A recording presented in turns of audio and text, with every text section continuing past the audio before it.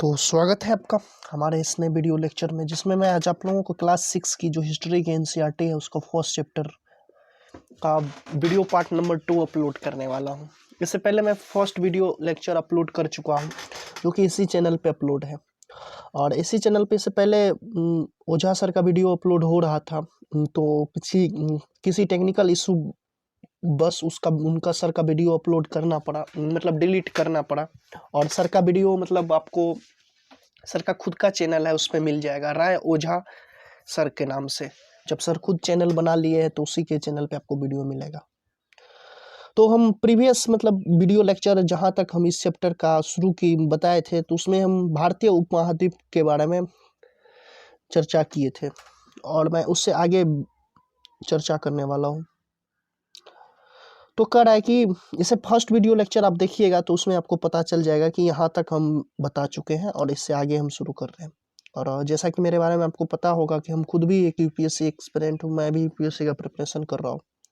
और साथ में लॉकडाउन में फंसे होने के कारण डायरेक्ट क्लास तो ऑफलाइन कर नहीं सकता, तो ऑनलाइन मैं आप लोगों को जो भी अध्ययन सामग्री हो आप लोगों के लिए उपलब्ध करवाने का कोशिश कर रहा हूँ। और तो कह रहा है कि गंगा तथा इसकी सहायक नदी सोन का पता लगाओ। गंगा तथा इसकी सहायक नदी सोन का पता लगाओ। ये जो मैप है इसमें हमको गंगा और इसकी सहायक नदी का पता लगाना है। सोन जो है, वैसे गंगा का तो काफी सहायक नदी है, अगर आप देखिएगा तो गंगा का सहायक नदी चंबल है, उसके बाद यमुना गंगा में आके मिलती है, इधर आगे जाके काफी नदियां गंगा में आके मिलती है, लेकिन गंगा का जो सहायक नदी उसका सोन है। ये गंगा नदी आप देख रहे हैं, और यहाँ ये क्या है, सोन है। ये गंगा और उसकी सहायक नदी सोन। कह रहा है गंगा तथा उसकी सहायक नदी सोन का पता लगाओ। हमने पता लगाया कि गंगा और उसकी सहायक नदी सोन का यहाँ पे है, ये जो आप देख रहे हैं यहीं पे गंगा और उसकी सहायक नदी सोन है। गंगा और उसकी सहायक नदी का पता लगाए। गंगा की तरफ वो बिहार की तरफ है, बिहार वाला एरिया में है, गंगा और सोन मिक्स मिल रहा है। तो गंगा के दक्षिण में इन नदियों के आसपास का क्षेत्र प्राचीन काल में मगध, वर्तमान बिहार में नाम से जाना जाता है। इसके शासक बहुत शक्तिशाली थे, यानी कि मगध का जो था, जो मगध का शासक क्या था, बहुत शक्तिशाली था। वो कहाँ पाया जाता है, गंगा और सोन के आसपास का इलाका है, जिसको हम लोग क्या कहते हैं, मगध कहते हैं। इसका शासक क्या था, इसके शासक बहुत शक्तिशाली थे। इन्होंने एक विशाल राज्य स्थापित किया था। देश के अन्य हिस्सों में भी ऐसे राज्यों की स्थापना की गई थी, यानी कि उन्होंने क्या किया था, एक राज्य का स्थापना किया गया था, और इसी तरह से क्या हुआ, देश के अन्य हिस्सों में भी राज्य का स्थापना हुआ। यह कब की बात हो रही है, लगभग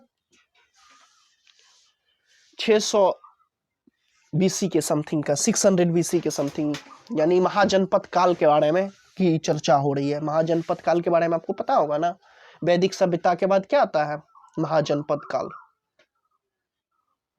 उसी टाइम में क्या होता है, 16 महाजनपद का विकास होता है, जो एंशिएंट हिस्ट्री का एक टॉपिक है।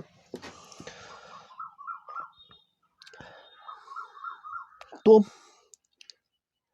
क्या लोगों ने सदैव उपमहाद्वीप के एक हिस्से से दूसरे हिस्से तक यात्रा की, यानी कि लोग क्या करते थे उस समय, उस महाजनपद के समय में एक जगह से दूसरे जगह की यात्रा किया करते थे। क्यों यात्रा किया करते थे, लोगों ने सदैव उपमहाद्वीप के एक हिस्से से दूसरे हिस्से तक यात्रा की, यानी कि उपमहाद्वीप का कौन सा सब कॉन्टिनेंट का चर्चा हो रहा है, उपमहाद्वीप का चर्चा हो रहा है, भारतीय उपमहाद्वीप का चर्चा हो रहा है, जिसके अंतर्गत क्या था, भारत, पाकिस्तान, बांग्लादेश, अफगानिस्तान, म्यांमार, चीन, ये सब मिलकर क्या बना था, भारतीय उपमहाद्वीप की यात्रा करते। कभी कभी हिमालय जैसी ऊंची पर्वतों, पहाड़ियों, रेगिस्तानों, नदियों तथा समुद्रों के कारण यात्रा जोखिम भरी होती थी। कभी कभी क्या होता था कि पहाड़ी पर्वत सब के कारण क्या होता, यात्रा जोखिम भरा होता था। फिर भी ये यात्रा उनके लिए असंभव नहीं थी, यानी कि यह यात्रा क्या था, उनके लिए असंभव नहीं था। अतः कभी लोग काम की तलाश में, तो कभी प्राकृतिक आपदाओं के कारण एक स्थान से दूसरे स्थान जाया करते थे। यानी कि लोग क्या करता था, काम की तलाश में कभी कभी एक स्थान से दूसरे स्थान तक प्राकृतिक आपदाओं के कारण क्या होता था, जाया करते थे। कभी कभी सेनाएं एक दूसरे क्षेत्र पर विजय हासिल करने के लिए जाती थी। यानी सेनाएं क्या करती थी, दूसरे क्षेत्र पर विजय हासिल करने के लिए जाया करती थी। इसके अतिरिक्त व्यापारी कभी काफिले में तो कभी जहाजों में अपने साथ मूल्यवान वस्तुएं लेकर एक स्थान से दूसरे स्थान तक जाया करते थे। यानी कि कभी कभी क्या होता था कि व्यापारी सब क्या करता था, जहाज या काफिले में मूल्यवान वस्तु लेकर एक स्थान से दूसरे स्थान क्या करता था, जाया करता। काफिले का मतलब क्या हुआ, आदमियों का समूह मिलके एक साथ जाना, झुंड में जाना, उसको क्या कहते हैं, काफिले कहते हैं, के साथ जाया करता था। धार्मिक गुरु लोगों को शिक्षा और सलाह देते हुए एक गांव से दूसरे गांव तक तथा एक कस्बे से दूसरे कस्बे जाया करते थे। यानी कि धार्मिक गुरु सब क्या होता था, लोगों को शिक्षा और सलाह देने के लिए क्या करता था, एक स्थान से दूसरे स्थान तक जाया करते थे या एक कस्बा से दूसरे कस्बा तक जाया करते थे। कुछ लोग नए और रोचक स्थानों की खोजने की चाह से उत्सुकता यानी कि कुछ लोग क्या करते थे, एक स्थान से दूसरे स्थान को खोजने की चाह में उत्सुकता बस यात्रा किया करते थे। यानी कि उत्सुकता से मतलब जानकारी से क्या करते थे, यात्रा किया करते थे। इन सभी यात्राओं से लोगों को एक दूसरे के विचारों को जानने का प्रयास अवसर मिलता था। यानी कि ये सब जो यात्रा करते थे एक जगह से दूसरी जगह जाने का, इन सब यात्राओं से क्या होता था, उन लोगों को जानने की उत्सुकता मिलता था कि कई नए बातों की जानकारियां मिलती थी।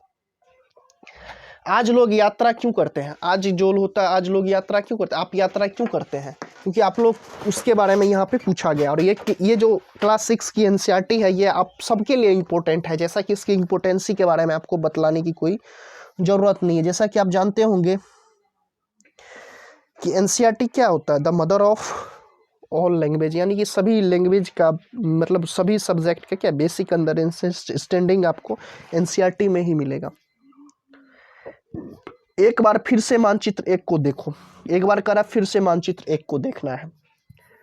पहाड़ियां, पर्वत और समुद्र इस उपमहाद्वीप की सीमा का निर्माण करते हैं। यानी कि आप देखते होंगे ये मानचित्र 1 जो है, इसमें देख रहे हैं ना, पहाड़ियां हैं, कुछ पर्वतें हैं, उसके बाद समुद्र है, ये देख रहे हैं ना, अरब सागर है, अरब सागर इधर है, इधर बंगाल की खाड़ी है। ये सब क्या कर रहे हैं, ये उपमहाद्वीप जो है, भारतीय उपमहाद्वीप है, इसका जो सीमा है, इसकी सीमाएं जो है, इनका क्या कर रहा है, निर्माण कर रहा है। इनके सीमाओं का क्या कर रहा है, निर्माण कर रहा है।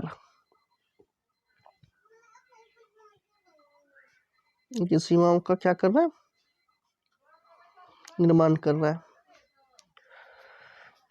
हालांकि लोगों के लिए इन सीमाओं को पार करना आसान नहीं था। जिन्होंने ऐसा चाहा वे ऐसा कर सके।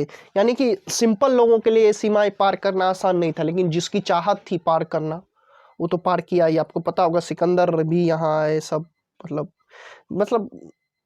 क्या बताएं आपको, इतिहास के बारे में अगर आप लोग जानकारियां प्राप्त करेंगे तो पढ़ने में बहुत अच्छा लगेगा। और इतिहास क्या होता है, स्टोरी विथ मैसेजेस है। इतिहास हमें जानकारी के साथ सूचनाएं देता। इतिहास हमें पढ़ना चाहिए। हालांकि लोगों के लिए इन सीमाओं को पार करना आसान नहीं था। यानी कि लोगों के लिए क्या था, इन सीमाओं को पार करना आसान नहीं था। जिन्होंने ऐसा चाहा वे ऐसा कर सके। जो ऐसा चाहा वो क्या करे, ऐसा कर सके। जो ऐसा चाहा वैसा कर सके। तो मैं बस इस वीडियो लेक्चर में हम यहीं तक रखते हैं। इससे आगे मैं आपको नेक्स्ट वीडियो लेक्चर में बतलाऊंगा। तब तक के लिए बाय।